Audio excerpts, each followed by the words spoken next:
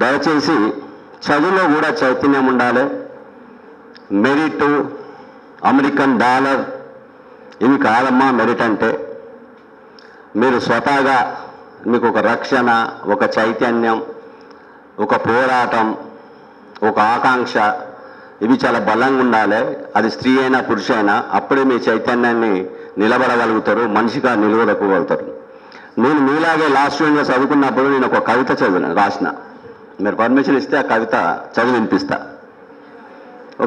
మా క్లాస్మేట్ అమ్మాయి ఒక అతన్ని ప్రేమించి ఆ ప్రేమ నిరాకరించబడ్డది, తను మోసం చేసిందని చనిపోతా అనుకుంటే మాలాంటి నాకన్నా పెద్ద మేధావి, చావద్దమ్మా, ఇది జీవితం కాదు, నీకు ముందు మంచి జీవితం ఉన్నది, నువ్వు అట్లా చావద్దు, చాలా అద్భుతంగా నీ జీవితాన్ని సర్దిద్దుకోవచ్చు, ఇది ఇక్కడితో ఆగిపోలేదు, అదొక గతకాలం అనుకో, అదొక పీడన అనుకో, గతం పూడ్చిపెట్టిన శవంలాగా ఉండాలి, మొలకెత్తే విత్తనంలాగా ఉండొద్దు, అట్లా నువ్వు మళ్ళీ నీ జీవితాన్ని కొనసాగించామంటే ఆమె బాగా చైతన్యవంతమై ఆ బాయ్ ఫ్రెండ్ మీద ఒక కవిత రాస్తుంది.